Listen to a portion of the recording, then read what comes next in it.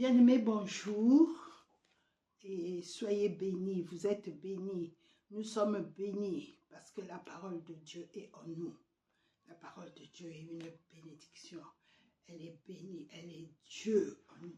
Merci Seigneur pour ces moments, merci pour ta parole, merci Seigneur parce que c'est toi Seigneur qui enlève le voile en Jésus-Christ. Le voile a été déchiré et ta parole dit que c'est en Jésus-Christ que le voile Seigneur s'enlève, que tu te montres. C'est toi Seigneur qui dévoile qui nous sommes en toi. Nous voulons te rendre grâce.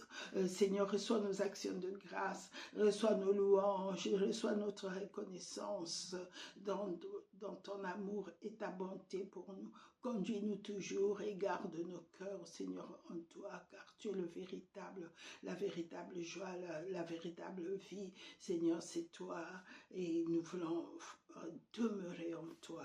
Nous te rendons grâce pour le dévoilement. Nous te rendons grâce parce que tu te transfigures, Seigneur, tu révèles qui tu es. Maintenant, par le Saint-Esprit que tu nous as donné, Seigneur, tu prends ce qui est à toi et tu nous le donnes. Nous te rendons grâce, nous te bénissons, nous te louons. Laissons nos actions de grâce. Merci, Seigneur. Garde-moi et garde tous ceux qui regardent, Seigneur, les vidéos. Bénis-les, conduis-les encore plus loin, Seigneur, dans ce que nous partageons et quand ils se déconnectent, Seigneur, de la vidéo, que tu puisses les conduire à partir des partages que nous avons dans tes profondeurs, ta hauteur, donc tu puisses les élargir, les amplifier, et Seigneur, ta vie, et Saint-Esprit au travers d'eux et pour longtemps. Au nom de Jésus-Christ. Amen. Voilà, bien-aimés, c'est ma prière pour vous en Jésus-Christ. Je demande au Seigneur de vous élargir, mais surtout de vous faire déjà connaître tout ce qu'il a mis en nous, que nous connaissons, que le Saint-Esprit nous fasse connaître tout le bien qu'il est en nous, afin que nous puissions vraiment en profiter, nous puissions vivre avec, parce que la vie de l'Esprit, c'est la vraie vie, c'est la vie véritable. Et donc, la dernière fois, nous avons vu l'autel des parfums. Et en regardant la nouvelle alliance, en regardant ce que Jésus-Christ est venu faire pour nous, il est notre autel. Jésus est notre autel, il est notre parfum. Et il est notre... En fait, tout ce qui est dans le tabernacle représente le Seigneur Jésus. Que ce soit la table des pains, que ce soit le chandelier ou que ce soit l'autel de parfum.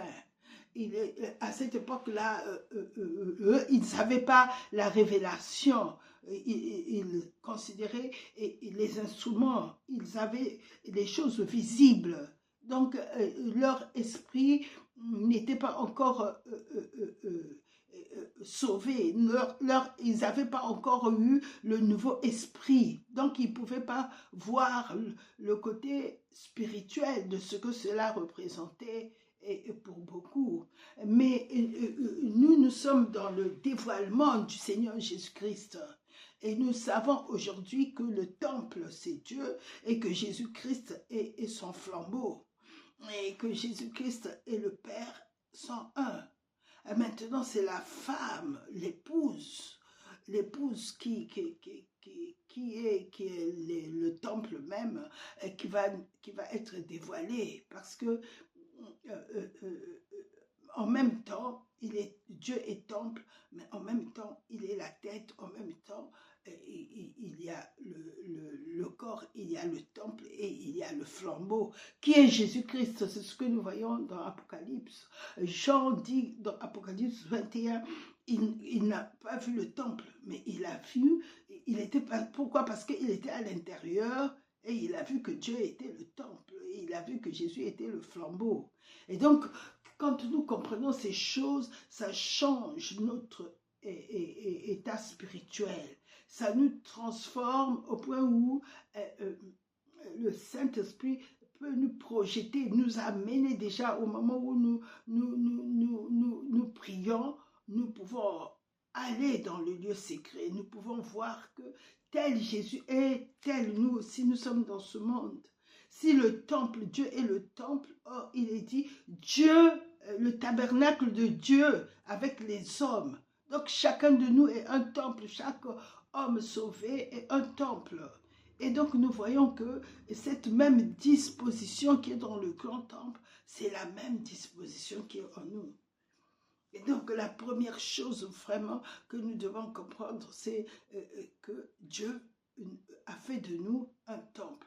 Mais le temple est d'abord l'esprit, ensuite notre âme et ensuite notre corps. Tout notre corps constitue le temple. Nous sommes le temple de Dieu vivant. Notre corps est le temple de Dieu racheté, mais notre âme aussi. C'est là où Dieu nous donne sa pensée et sa connaissance. C'est là où tout ce qui est dans l'esprit vient dans notre âme, parce que c'est dans notre âme où nous savons l'intelligence, la sagesse, et c'est là où Dieu vient nous donner la sagesse divine. Nous marchons avec l'intelligence divine et l'intelligence humaine qui est construite sur très souvent sur les philosophies humaines, ou sur des réflexions humaines, sur la science étudiée humaine, et souvent est inférieure à l'intelligence de Dieu. Dieu dit dans Ésaïe 55, mes pensées ne sont pas vos pensées. Pourquoi? Parce que aussi haut que nous allons le lire, Ésaïe 55. Ici, c'est le Seigneur qui dit que, alors, je cherche le verset, excusez-moi. Autant les cieux sont élevés au-dessus de la terre, autant mes voix sont élevées au-dessus de vos voix. Et en commençant au verset 8, il dit, car mes pensées ne sont pas vos pensées et vos voix ne sont pas mes voix. Et deux fois, nous pensons que ce que nous sommes en train de faire, c'est ce que Dieu veut, mais en fait, nous qui sommes nés de nouveau, nous avons la pensée de Christ, parce que le Seigneur a dit, il prendra de ce qui est en moi, il vous le donnera, parce que nous avons l'Esprit de Christ, et dans 1 Corinthiens 2, il est dit, je pense que c'est au verset 16, nous avons la pensée de Christ, mais comment? Parce que cela nous est donné par le Saint-Esprit. Donc, ceux qui étaient dans l'ancienne alliance, n'ayant pas l'Esprit, eh ben, ils vivaient ce que Ésaïe 55 dit. Mes pensées ne sont pas vos pensées. Leur façon de penser était totalement différente de ce que Dieu pensait d'eux. Et nous, aujourd'hui, par le Saint-Esprit, Dieu peut nous parler pour nous dire, écoute, la voie que tu choisis, elle est bonne ou elle n'est pas bonne. Je veux que tu abandonnes certaines choses auxquelles tu es attaché. Et le Seigneur vient nous parler, vient nous conduire. Notre conscience a été purifiée des œuvres mortes pour que nous servons le Seigneur. C'est Hébreux 9, 14 qui dit ça. Combien plus le sang de Christ qui s'est offert lui-même. Et nous allons le lire. J'aime beaucoup lire la parole et pour être dans la vérité, parce que le Seigneur ne confirme que ce qu'il a dit. Et donc, le Seigneur dit, combien plus le sang de Christ, qui par l'Esprit éternel s'est offert lui-même sans tache à Dieu, purifiera-t-il votre conscience des œuvres mortes, afin que vous serviez le Dieu vivant? Vous voyez, le sang de Jésus-Christ va jusqu'à nos pensées, purifie nos pensées, nous transforme. Il y a vraiment une transformation, un changement d'état, de stature de notre constitution. Et donc, le sang de Jésus nous ramène à l'état de Christ, à l'état de Dieu. Il nous a sanctifiés, purifiés. Lui seul pouvait le faire. Et rien de ce que nous ferons ne pourra égaler la justice de Jésus-Christ. La justice de Jésus-Christ est éternelle. Et c'est celle-là qui fonde. C'est le fondement du trône de Dieu dont il parle. Il a bâti son trône sur la justice. Et donc, c'est très important que nous comprenions que ceux qui étaient dans l'ancienne alliance, ils n'avaient que des images. Ils avaient l'autel de parfum. Mais le Seigneur Jésus-Christ, par son sacrifice, quand il s'est offert, Dieu a agréé le sacrifice de son Fils Jésus-Christ. Et alors, la conséquence, il a déchiré le rideau qui nous séparait de lui. Et il est venu. Pourquoi? Parce qu'il a accepté, le seul sacrifice que Dieu a accepté, c'était celui de Jésus. Avant que Jésus ne vienne, il est écrit dans Hébreux 10, tu n'as agréé ni sacrifice ni holocauste. Alors, il dit, il est écrit, tu m'as formé encore. Donc, seul le sacrifice de Jésus nous donne accès. Et donc, quand les gens nous posent la question de savoir pourquoi quand vous priez, vous dites au nom de Jésus-Christ, parce que c'est la seule voie qui nous conduit à Dieu et qui permet que nous soyons écoutés. Sans Jésus, il n'y a pas de faveur. La Bible dit que la faveur, la grâce et la vérité sont venues par Jésus-Christ. La grâce, c'est une faveur imméritée. Nous ne méritons pas, nous n'avons rien fait pour pouvoir être sauvés. Mais Dieu nous a fait grâce, c'est le don de Dieu. Et donc, il n'y a que lui qui peut, il n'y a que par Jésus-Christ que l'homme peut aller vers Dieu. Et si c'est par Jésus-Christ, nous devons faire ce qu'il a dit. Vous demanderez en mon nom. Pourquoi? Parce que vous êtes maintenant mon corps. C'est comme une femme qui vit avec un homme et cet homme-là lui donne son nom et il peut se présenter au nom de cet homme-là. Et la faveur si c'est un homme qui a la faveur, sa faveur va agir sur la femme. Mais si c'est un homme qui n'a pas de faveur, autant ne pas utiliser son nom. Bien-aimé, vous voyez comment le Seigneur nous éduque dans des choses courantes de chaque jour. Eh bien, il nous enseigne. Et donc, cela nous fait comprendre que on ne peut pas aller se présenter devant Dieu par son propre nom ou en son propre nom ou bon, moi je préfère rester en Christ hein, que d'aller se présenter devant Dieu avec son ancienne vie, dans son ancienne identité ou avec la loi alors que la loi n'est pas donnée aux non-juifs. Moi je vois il y a beaucoup de gens, vraiment souvent la séduction et que mais non, vous ne devez pas utiliser le nom de Jésus tout le temps, le nom de Jésus, mais c'est lui maintenant devant Dieu qui représente tous les hommes. Avant, l'homme n'avait aucun représentant devant Dieu. Adam avait été chassé, Jésus nous a ramenés à la présence de Dieu.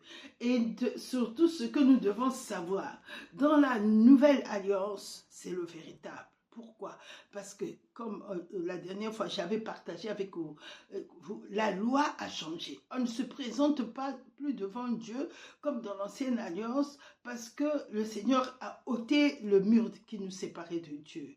Et Jésus-Christ est le seul souverain sacrificateur. Il l'a toujours été d'ailleurs. Quand nous regardons au temps d'Abraham, il était le seul qui n'avait ni commencement, ni fin, ni père, ni mère. Et il s'appelait Melchisédek. Et au travers de son nom de sacrificateur, nous voyons qu'il était le roi de Salem et le roi de justice à cause la justice à cause des sacrifices qu'il donnait pour que la justice de Dieu puisse venir vers nous. Et donc lui, comme il était juste en souffrant à Dieu, il calmait la colère de Dieu. Et je ne sais pas comment il le ferait. Et c'est là, la Bible ne nous dit pas comment il le faisait, mais le fait de voir qu'il a donné le pain et le vin à Abraham, c'est que son corps et son sang a toujours eu une grande importance. Lui seul. Et donc, nous retrouvons dans la Nouvelle Alliance Jésus, quand il est ressuscité, il est ordonné selon l'ordre de Melchisédek et non selon l'ordre des hommes. Parce que Aaron était un homme. Et ceux qui officialisaient dans le sacerdoce terrestre, c'était des hommes. Ils se présentaient d'abord individuellement, ils devaient offrir des sacrifices pour lui et ensuite des sacrifices pour tout le peuple dont il représentait. Donc le représentant des hommes était un homme. Et le représentant de Dieu était les deux anges, les deux chérubins qu'on voyait visiblement. Même si on ne les voyait pas spirituellement parce qu'ils n'avaient pas l'esprit de Dieu, ils ne pouvaient pas les voir spirituellement. Mais eux, ils représentaient le côté de Dieu et le sacrificateur, quand il rentrait avec son sang, il représentait le côté des hommes. Donc l'alliance était établie, le sang qu'il versait était beaucoup plus pour eux. Mais Jésus dit que Dieu n'avait jamais accepté tu n'as voulu ni agréer, ni sacrifice, ni offrande.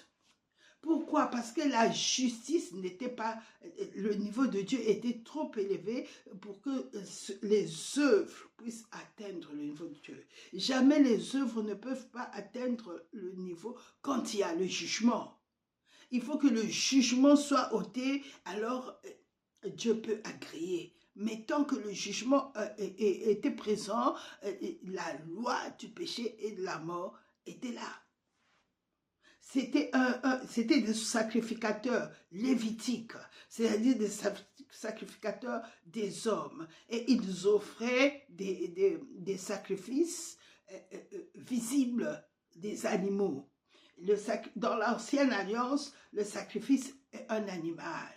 Et celui qui officialise est un homme pécheur. Donc, d'où il doit d'abord offrir pour lui et pour le peuple qu'il représente. Et il les officialisait sous une loi humaine. Tant que tu n'étais pas né du peuple de Aaron, tu n'avais pas le droit d'entrer dans le sacerdoce. Et non seulement ils avaient un sacerdoce humain, mais c'était transmissible de père en fils, de père en fils. Donc on pouvait savoir qui va être sacrificateur parce qu'ils étaient nés c'était des descendants de Aaron et ça se passait de père en fils et par sort. Nous voyons comment Zacharie est rentré dans le tabernacle par sort pour aller faire les parfums. C'est là qu'il a rencontré l'ange Gabriel qui lui dit que tes prières ont été, ne crains pas Zacharie, tes prières ont été exaucées. Et donc nous voyons qu'il y avait tout un principe à suivre qui leur avait été communiqué. Premièrement, le sacrifice c'était des agneaux, enfin plusieurs sacrifices, mais c'était des animaux. Tu n'as voulu ni sacrifice ni offrande. Il y avait des offrandes, tout était physique. Et le sacrificateur, il était un descendant d'Aaron et il s'était changé complètement. Tout le temps, on les changeait, ce n'étaient pas les mêmes. Et autre chose à signaler, ils travaillaient debout. Ils ne pouvaient pas s'asseoir. Et quand Jésus est venu, premièrement, Jésus n'est pas né, et ce n'est pas un descendant de Aaron. Ce n'est pas un lévitique. Donc la Bible dit que si Jésus était un homme sur la terre, quand il avait offert son sacrifice, il ne pouvait pas rentrer dans le tabernacle. Donc Jésus ne faisait pas partie non seulement de leur tabernacle, mais Jésus est le seul représentant, étant donné qu'il est venu du ciel, il est venu représenter Dieu, mais il s'est habillé, il a revêtu notre humanité. Donc en lui, il représentait, il était au milieu. Autant il était le représentant de Dieu, autant il était notre représentant. Il n'a pas voulu, comme l'esclave dont on parle, je pense que c'est dans Lévitique, il n'a pas voulu se libérer et puis retourner vers son père après avoir accompli toute la loi. Non, il a accepté de mourir comme les hommes pour être sacrifice afin de pouvoir délivrer tous les hommes. Donc là, il vient, le sacerdoce change. Le Seigneur Jésus-Christ, quand il est rentré dans le temple, il est rentré avec son propre sang. Ce que dans l'ancienne alliance, on ne pouvait pas faire. Jésus est rentré avec son propre sang. Et il a été flagellé. Il a été blessé, la Bible dit, blessé pour nos péchés, brisé pour nos iniquités. À la croix, il a été crucifié pour nos iniquités. Et son sang a coulé depuis le jardin d'Éden, au moment où il priait, et jusqu'à la flagellation, et jusqu'à ce qu'on lui a percé. Dans tout son corps, il n'y a pas un endroit où Jésus n'a pas été blessé, brisé et frappé pour le péché. Dans le corps, dans son corps. Pourquoi? Pour que notre corps soit guéri totalement de la tête aux pieds. Jésus a reçu la couronne d'épines afin que toutes les maladies, c'est l'antidote. Toutes les maladies dans les jambes où l'ennemi il dit seulement Jésus a porté la couronne pour moi, je n'accepte pas ça, je refuse. Parce que c'est déjà payé. Ses yeux, on dit qu'il ressemblait, Ésaïe 53 dit, il n'avait plus de forme humaine. On dit qu'il n'avait plus, je vais le lire. Parce que les gens, des fois, ils lisent ça en disant, oh, Jésus n'était pas beau. Oh, Jésus, j'ai dit, enfin, la Bible nous dit que Moïse était beau au point où ses parents n'ont pas craint. Et Daniel, ils étaient si beaux que le roi les a choisis. N'allons pas prendre le passage où Jésus a bu déjà le péché et puis pour dire qu'il n'avait rien pour attirer nos regards. Le 53 ne parle pas de la vie de Jésus quand il était charpentier ou jeune dans sa famille. Si Jésus n'était pas beau, il n'allait pas subir l'attraction des femmes. Les femmes aimaient Jésus. La Bible nous dit qu'il a été tenté en toutes choses. Mais s'il n'attirait pas les regards, Jésus n'allait pas être tenté sur ce point-là. S'il avait été tenté, c'est parce qu'il était le plus beau. Le cantique dans le psaume parle de lui. Jésus, je suis sûr qu'il était le plus beau des hommes. Mais quand il a bu la coupe du péché, la Bible dit ici, méprisé et abandonné des hommes, homme de douleur, habitué à la souffrance, semblable à celui dont on détourne le visage. Nous l'avons dédaigné, nous n'avons fait de lui aucun cas. Ici, on nous parle déjà du processus de la croix. Il allait sur le mont de Golgotha pour payer. Il avait déjà bu le péché, notre péché. Et Jésus attendait ce moment-là parce que c'est en ce moment-là où il y a eu un transfert. Maintenant, nous rentrons sur la table de proposition, le repas du Seigneur. C'est en ce moment-là où il y a eu un transfert. Ici, dans le sanctuaire, la table nous rappelle le jardin d'Éden. C'est par la nourriture, par la bouche que l'ennemi a fait tomber Adam et Ève. En leur faisant manger quelque chose, Dieu a prévu dans le lieu secret qu'il y ait une table où nous mangeons avec le Père. La parole est une nourriture, mais nous devons aussi manger le véritable pain quand nous sommes seuls devant la table. Nous devons confesser individuellement aussi.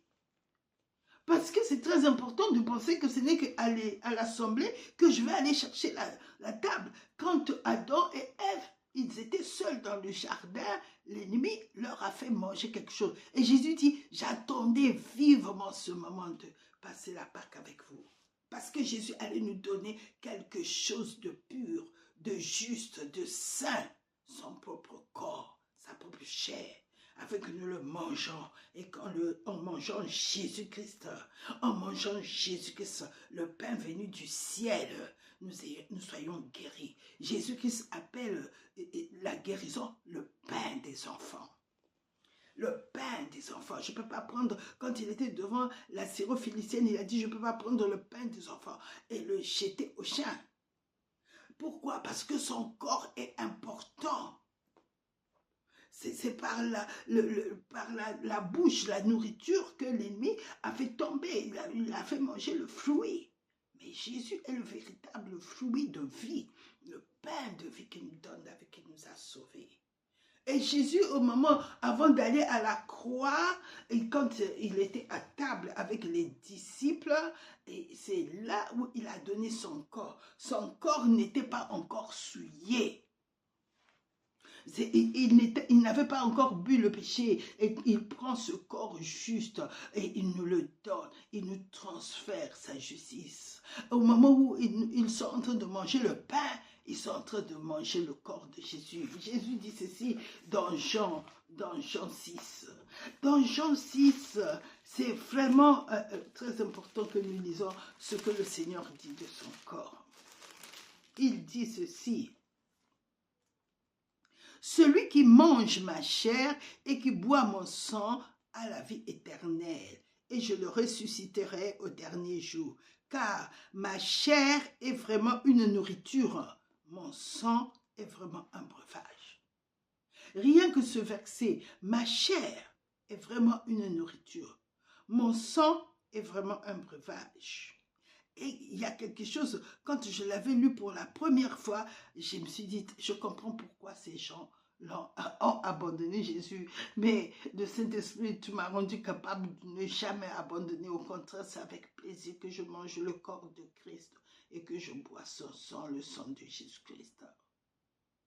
Parce que quand il dit ici, il va plus loin, il dit ici au verset 58, « Celui qui mange ma chair et qui boit mon sang demeure en moi et je demeure en lui. » Il dit, « Comme le Père qui est vivant m'a envoyé et que je vis par le Père, ainsi celui qui me mange. » Il ne dit pas celui qui mange, ici il met le « me ». « Celui qui me mange vivra par moi. » Donc, quand il dit ça aux gens, celui qui va me manger, vous imaginez ce que ça avait fait? Eh bien, les disciples, Pierre a dit, à qui irons-nous? Tu as les paroles de la vie. Et donc, ici, nous sommes devant la table des pains de proposition qui montre que Jésus est celui vraiment qui nous a donné sa justice, qui nous a transmis sa justice. Et au travers de sa justice, il nous a transmis la guérison. L'esprit est vie à cause de la justice de Jésus-Christ. Notre esprit est vie à cause de la justice. Et c'est par lui et par lui. Si l'esprit de celui qui a ressuscité Jésus d'entre les morts habite en vous, celui qui a ressuscité Christ d'entre les morts rendra aussi la vie à vos corps mortels. Donc, c'est un acte, tout le temps, nous devons le faire parce que pour nous, ça nous rappelle que tu es en Jésus. Tu as déjà mangé son corps, Jésus vit en toi. Et Jésus te guérit. Jésus te restaure, Jésus te relève. Le corps ici, c'est pour tous nos besoins matériels, tous nos besoins physiques, tout ce qui est besoin sur la terre. Et le sang, c'est la rédemption. Il nous rachète parce que l'ennemi nous avait pris gratuitement, mais lui, il vient, il nous rachète par son sang qui est éternel. Il dit combien plus le Seigneur Jésus qui s'est offert par un esprit éternel. Son sang a une valeur éternelle. Combien plus, nous l'avons vu dans Hébreux 9, il dit combien plus le sang de Christ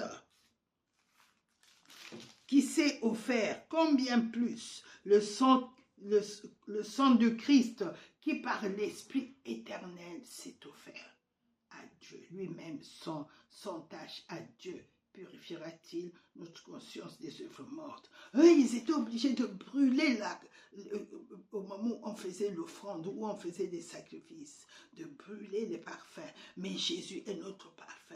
Quand Dieu a senti l'odeur de son Fils, Jésus était sur la croix de 9 heures à 3 heures, 6 heures, suspendu. Il a dit, quand je serai élevé pour toi et moi. Oh mon Dieu. Et cette odeur, Dieu l'a senti agréable. Le sacrifice de son Fils, il a déchiré le foie. Il nous a pardonné tous nos péchés. Il dit dans Hébreux 10, je ne me souviendrai plus de leurs péchés. Il avait promis ça au prophète de Jérémie. Il lui avait dit à Ézéchiel, je ne me souviendrai plus de leurs péchés. Et à Ézéchiel 36, il dit, je les purifierai de leur souillure. Je leur donnerai un esprit nouveau. Et dans Hébreux 10, il dit, j'écrirai ma loi sur leur cœur. Cette fois-ci, la loi n'est pas seulement dans les rouleaux ou dans des livres, mais cette fois-ci, dans notre cœur, je peux retenir la parole de Dieu. La capacité par le Saint-Esprit qui m'a donné un nouveau esprit, m'est donné de pouvoir garder la parole de Dieu dans mon cœur, au-dedans de moi.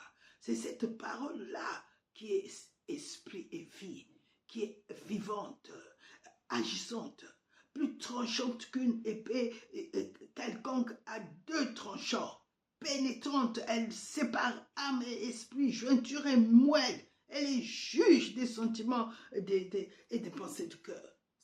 Ça va plus loin. Tout est nu devant la parole de Dieu. Même quand je suis devant quelqu'un, la parole de Dieu qui est esprit et vie peut scanner cette personne en peu de temps. C'est ça qu'on appelle le don de la connaissance.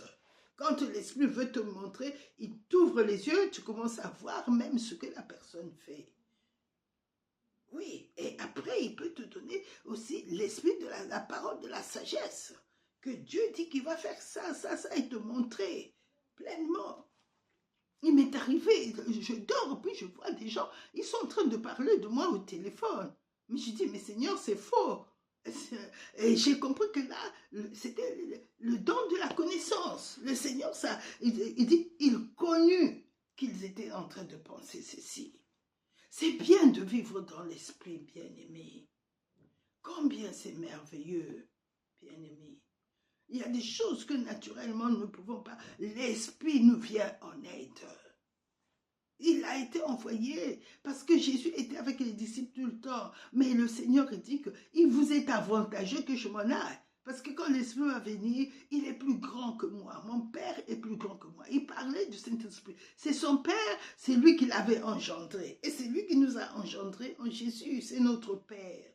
Le Saint-Esprit est notre Père. Voilà pourquoi le Père dit, soyez saints car je suis saint. Mais c'est le Saint-Esprit qui parle. Dieu, Jésus-Christ, la parole, et le Saint-Esprit sont un. Donc, quand nous sommes devant la table ici, la table des pains de proposition, c'est vraiment Jésus, ça représente le Seigneur. Nous devons aussi individuellement, dans le lieu saint, là c'était dans le sanctuaire, confesser que Jésus, je vis en toi et tu vis en moi. C'est pas seulement à l'assemblée que je vais aller manger. Quand je suis chez moi, je dresse la table et vous ne pouvez pas imaginer la richesse que nous avons. La manière dont le Seigneur Jésus-Christ se dévoile dans le Saint-Esprit, nous dévoile Jésus quand nous avons une vie développée intimement profonde avec le Seigneur. Parce que tu peux couper ton pain, mais en ce moment-là, l'autre morceau, peut devenir, le Saint-Esprit peut te révéler, je suis la justice de Dieu en Christ. Et l'autre morceau, il peut te révéler, il m'a ressuscité ensemble. Il m'a fait asseoir ensemble dans les lieux célestes en Jésus-Christ. Chaque morceau que tu manges est une révélation de Christ. Dans notre vie, bien sûr. C'est très important. Et très souvent, c'est dans ces communions-là. Parce que la table ici nous montre, quand le Seigneur revient, le souper, et dit, je frapperai chez lui, et j'entrerai, et je souperai avec lui. Là, tu es tête à tête, face à face avec le Seigneur. Il n'y a plus la foule qui nous regarde dans l'assemblée. Chacun se pille, se regarde. Non. Là, on est tête à tête avec le Seigneur. Et ce sera toujours au travers le repas que Jésus a donné son corps aux disciples. Parce que cette nuit-là où ils ont mangé la Pâque, Jésus n'avait pas encore pris la coupe du péché. Alors il dit, il avait souhaité vivement faire ce transfert-là, leur transmettre sa justice. Parce qu'après, quand ils iront prier dans le jardin, lui, il va boire la coupe, il sera devenu péché. Et tandis que là, il est encore le véritable juste de Dieu. Et donc, quand il dit, prenez, mangez, ceci est mon corps, cela les purifie, cela les rachète de ce que Adam avait fait. Adam avait mangé, et par la nourriture, je vous rachète. Mais cette fois-ci, la vraie nourriture qui sera en vous éternellement. Et Jésus nous a rachetés de ce que Adam avait fait, manger. Et non seulement ça, le sang avait été répandu pour Adam et Ève, mais ce n'était pas encore l'agneau physique comme Jésus était là. Mais cette fois-ci, le sang, nous le buvons pour purifier maintenant le temple intérieurement. Pour que Adam soit purifié totalement, le sang de l'alliance s'est scellé. Cette fois-ci, Dieu établit la nouvelle alliance. C'était cette nuit-là que Jésus avait inauguré la nouvelle alliance. Quand il leur donne la coupe, il dit, ceci est mon sang, buvez-en tous. Ceci est mon sang, le sang de l'alliance qui est répandu pour vous, qui est répandu pour beaucoup, pour le pardon des péchés. Il avait établi, vous êtes pardonnés. Le pardon nous a été donné sur la table de la Sainte Seine, la table du repas du Seigneur. Il nous avait déjà pardonné. Avant, à la croix, c'était seulement l'accomplissement de ce qu'il avait dit. Il avait déclaré ce sang est le sang de l'alliance pour le pardon des péchés. Il dit, et quand nous regardons, Matthieu raconte cette scène. Et quand Matthieu le dit, ici, nous voyons, même Paul aussi la reprise, hein, il dit, car ceci est mon sang, le sang de l'alliance qui est répandu pour beaucoup, pour le pardon des péchés. Donc ce soir-là, le Seigneur a établi les choses, même si les disciples ne comprenaient pas. Il y a beaucoup de choses souvent que nous ne comprenons pas, que Dieu fait en notre faveur. Mais le fait que Jésus l'ait proclamé, déclaré, c'était fait. Jésus le juste. Donc après, quand il est allé à la croix, il avait déjà donné la justice. Il nous avait déjà rachetés, il nous avait déjà purifiés par son corps et par son sang. Il a donné le sang aux disciples. Beaucoup de gens me disent, quand ils font la Sainte Seine, oh, ceci est le symbole des pains. Mais nous devons faire très attention des mots que nous prononçons. Parce que Jésus a établi l'alliance avec les mots. Si c'est un symbole, ça n'aura pas d'effet pour toi. Mais comme je sais que c'est le pain là, Jésus a dit que prenez, mangez, ceci est mon corps. Quand je vais prier, je dirai, ceci est ton corps, Seigneur. Le Seigneur a établi cette parole pour que ça se perpétue jusqu'à nous et jusqu'aux autres générations. Que nous soyons fidèles à la manière dont nous faisons la table du Seigneur. Nous ne devons pas déclarer nos propres mots. Ève, c'est ça qu'il a perdu.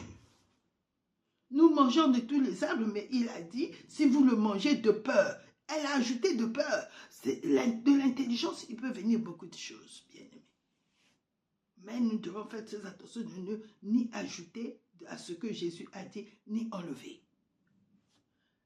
Et pourquoi les gens disent ça? À cause de l'intelligence. Ils se croient intelligents et or, en ce moment-là, ils sont dans la chair. Le fait d'ajouter ceci est le symbole, ils ne sont plus dans les mêmes paroles. Et l'effet n'est pas le même parce que la parole d'un homme n'a pas de fait. Mais la parole de Jésus, elle est éternelle. Il dit, mes paroles, le ciel et la terre passeront, mes paroles ne passeront pas. Mes paroles ne passeront jamais. Donc, je dois transmettre directement. Quand je le prends, je ne dois pas réfléchir, mais ça c'est le pain que le boulanger a fait. Mais le pain que Jésus avait fait, c'était aussi un boulanger qui l'avait fait. Ce n'était pas les disciples qui l'ont fabriqué. Hein. Ils sont allés acheter les pains et le vin. Ils n'ont pas fait du vin. Et ils l'ont emmené et ils ont préparé la Pâque. Et oui, mais à partir du moment où la parole de Jésus était sortie sur ces pains, les pains qu'ils mangeaient pendant des années, depuis leur sortie de l'Égypte, ils célébraient la Pâque. Mais cette fois-ci, Jésus dit, ceci est mon corps. Le pain que tu mangeras deviendra le corps. Parce que ce n'est pas ta parole. Tu vas proclamer ce que Jésus a dit au moment où tu dresses la table. Tu dis, merci Seigneur, ça c'est la table du Seigneur. Tu nous as recommandé, faites ceci en mémoire de moi. Alors c'est en mémoire, en pensant que je suis sauvé, que tu m'as racheté, afin que je n'oublie jamais que je fais cela. Les Juifs, il y a quelque chose que j'admire chez eux. Quand j'étais à Jérusalem, c'était les petites franges là, sur leur tunique. Et ils le font depuis des années. Mais cette dame-là qui avait touché la frange de Jésus, la frange de sa langue tunique, dans la frange de Jésus, des rabbins, il y avait un fil rouge. C'était la justice. La justice de Dieu, elle est allée toucher la justice de Dieu. Mais nous, notre justice de Jésus-Christ de Dieu nous a été donnée par le sang de Jésus-Christ et par la table que nous dressons. C'est lui qui a dit, faites ceci en mémoire de moi. Et quand il le dit à Paul, Paul le faisait partout où il allait, quelle que soit la maison où il rentrait. C'est là, il voulait signifier que c'est par lui que je suis uni à vous. Il n'y a pas un autre lien qui m'unit, c'est en Christ, nous sommes un corps. Notre justice n'est pas de nous, mais quand je dresse la table, je confesse, la justice m'a été donnée. Je suis juste à cause du sang de Jésus-Christ. L'esprit est vie à cause de la justice. Et Jésus a dit, cherchez premièrement le royaume et sa justice. Ça, ce sont des éléments, cette table de proposition pour eux, dans le sanctuaire, c'était physique. Mais pour nous, quand le Seigneur, en plus, va plus loin, il nous dit, faites ça en mémoire de moi. Et les gens disent, non, il n'y a qu'à l'assemblée. Et s'il n'y a plus d'assemblée, alors? Et donc, tu ne vas plus confesser que je suis à toi, parce que nous devons transmettre ce que Jésus nous a donné à des générations futures. Pour leur faire comprendre que vous êtes dans une alliance avec Dieu. Vous n'êtes pas un peuple, non, vous êtes choisis par Dieu. Voilà pourquoi nous faisons la Sainte Seine à la maison. Parce que je suis sauvé. Et toi aussi, quand tu donneras ta vie à Jésus, déjà les disciples, Jésus leur avait donné, alors qu'ils n'étaient pas encore crucifiés. C'est avant d'être crucifiés qu'il leur a donné le corps. Donc même celui qui n'a pas encore accepté Jésus-Christ, et que Jésus-Christ, je parle ici par rapport à la famille, à l'enfant, Jésus-Christ est mon Seigneur et mon Sauveur, il peut participer à la table. Il peut participer à la table jusqu'au jour où le Seigneur le visitera. Et peut-être même que le fait de participer, cela le gardera de tout ce que l'ennemi fait. Jésus n'était pas encore mort. Il leur a donné. C'est quand il est ressuscité qu'il a soufflé sur eux, recevez l'esprit, c'est-à-dire rentrer maintenant dans la vie de l'esprit. Donc eux aussi, ils auront besoin. Nos enfants, nous devons partager avec eux la Sainte Seine. Parce que c'est en ce moment-là que nous leur expliquons et ils vont bénéficier de la guérison que Jésus a achetée. Jésus a acheté ma tête. Jésus a acheté mon corps. L'anse est rentré dans son côté. Il a été percé. Donc mon corps a été racheté. Mes mains, mes finances, tout. Il a reçu le trou, ses mains ont été percées afin que les miens puissent conserver toutes les grâces que Dieu me donne et les gens que je touche, que le fleuve d'eau vive coule au travers de mes mains trouées, que Jésus puisse toucher mes mains et le Saint-Esprit puisse les guérir. Mes pieds, les pieds ont été percés. Il a payé pour ma santé totale. Il a dit que ma parole, ta parole, est la santé de mon corps, de tout mon corps. Mais qu'est-ce que ça veut dire? Jésus, c'est la parole. Il s'est sacrifié, il a accompli ça. Nous sommes rachetés totalement. Voilà pourquoi il dit, ne livrez pas vos corps, car vous avez été rachetés à un grand prix. Bien-aimés, à un grand prix. Notre corps appartient à Jésus-Christ. Et son corps a été le pain de l'enfant, à la guérison. C'est par ses meurtrissures que nous sommes guéris. Lui, par les meurtrissures duquel nous avons été guéris. Donc ici, la table avec les pains de proposition nous fait rentrer dans la communion. Je rentre, je communie, c'est-à-dire je confesse que je suis ton corps, je suis un avec toi. Il m'a ressuscité ensemble et m'a fait asseoir ensemble dans les lieux célestes. En entendant le corps de la rédemption, Seigneur, que tu vas me donner, c'est ton corps qui soutient mon corps, qui soutient mes cellules, qui guérit mon corps en entier, qui détruit. Je refuse le mensonge du diable, toutes les agressivités du diable. Mon corps est en sacrifice, les repoussera. Ton sacrifice est plus fort et plus puissant. Dans l'ancienne alliance, quand les gens offraient des sacrifices à Dieu, le feu descendait et il embrasait tout. Il faisait disparaître et le sacrifice. Et il ne fallait pas que celui qui donnait le sacrifice soit à côté. Le père et la maman de Samson en ont fait la preuve. Ils se sont enfuis parce que ils n'ont pas compris. Comment ça se fait que le feu est descendu et il a avalé tout? Et l'ange est monté avec. Et oui, parce que c'était le temps du jugement. Au temps du jugement, Dieu ne laissait ni sacrifice ni pierre. Mais quand Jésus-Christ a été élevé à la croix, il est resté jusqu'à la fin. C'est les hommes qui sont venus les descendre. Le jugement a été anéanti. La miséricorde a triomphé du jugement. La miséricorde, le sacrifice de Jésus a été plus grand que le jugement. Plus grand que le jugement. Donc, nous devons vraiment savoir que le pain et le vin que nous prenons sont très importants.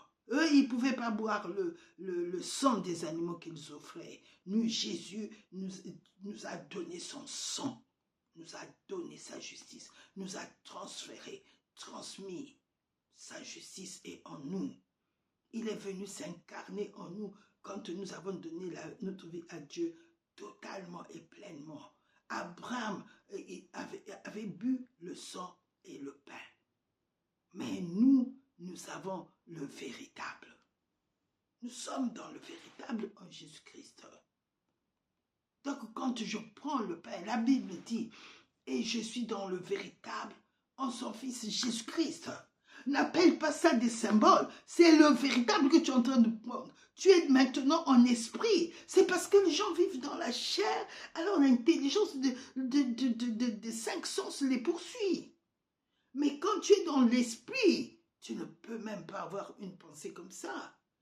Et même ce mot ne sortirait pas de ta bouche. Parce que quand nous prenons le pain en honneur du Seigneur, je ne peux même pas changer ces paroles. Je dis, merci Père, merci Seigneur Jésus, ceci est ton corps livré pour moi, pour mes péchés. Et je mange. Et l'autre morceau que je vais prendre, merci Seigneur, Jésus-Christ, notre Seigneur, livré pour mes offenses et ressuscité pour ma justification. Mais le Seigneur va te révéler ta parole à toi. Il y a beaucoup de choses que le Seigneur va te révéler selon ce que l'Esprit veut te donner. Donc, c'est très important ici que nous savons que la table était dans le sanctuaire, il n'était pas dans le parvis. encore une fois, nous revenons que le sanctuaire représente la vie de celui qui est rempli du Saint-Esprit. Le parvis représente celui qui a donné sa vie à Jésus, mais qui n'est pas rempli du Saint-Esprit. Donc, celui qui rentre dans le lieu très saint, dans le lieu saint, qui fait la communion, c'est quelqu'un qui est déjà conduit par l'Esprit. Parce que dans le sanctuaire, il n'y a pas d'autre lumière. Il n'y a pas la lumière du soleil. Il n'y a que la lumière du chandelier qui éclaire le lieu très saint. Donc, Dieu voulant, la prochaine fois, nous allons voir le chandelier. Mais nous devons savoir que en Jésus-Christ, c'est une relation spirituelle. Dieu nous a fait naître de nouveau en esprit. C'est une nouvelle naissance parce que Adam était en esprit, mais il avait été chassé. Et Jésus-Christ nous a réintroduits par son sacrifice et par sa résurrection. Il nous a réintroduits dans le Père, dans Dieu. Et Dieu est esprit. Et c'est comme ça que nous devons l'adorer en esprit et en vérité. Tout ce qui est image et ombre dans la nouvelle alliance devient le véritable. Nous sommes dans le véritable. Jésus-Christ est le véritable Fils de Dieu qui est venu pour nous sauver et nous ramener au Père. Donc voilà, bien-aimés, pour ce partage, c'était la table des pains, des propositions qui représentait Jésus. Tout dans le tabernacle représente Jésus-Christ, notre Seigneur, notre Sauveur, le Fils de Dieu. Il vit en nous. En nous, il est notre guérisseur. En nous, il est le pardonneur, celui qui pardonne nos péchés. En nous, il est notre lumière. En nous, il est notre élévation.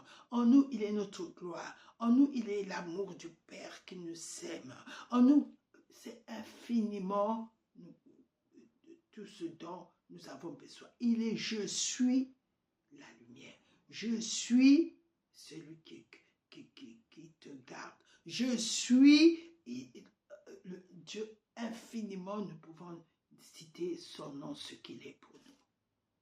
Je suis Jéhovah Jireh. Je suis, on n'arrêtera pas. Dieu est si grand. Bien-aimés, soyez bénis pour ce partage que j'ai eu avec vous et que je prie que le Seigneur vous conduise encore dans les profondeurs, au-delà. Et moi, je partage ce que je reçois, mais le Saint-Esprit est capable de vous conduire au-delà de ce que nous partageons. Vous êtes bénis. Au nom de Jésus-Christ. Amen.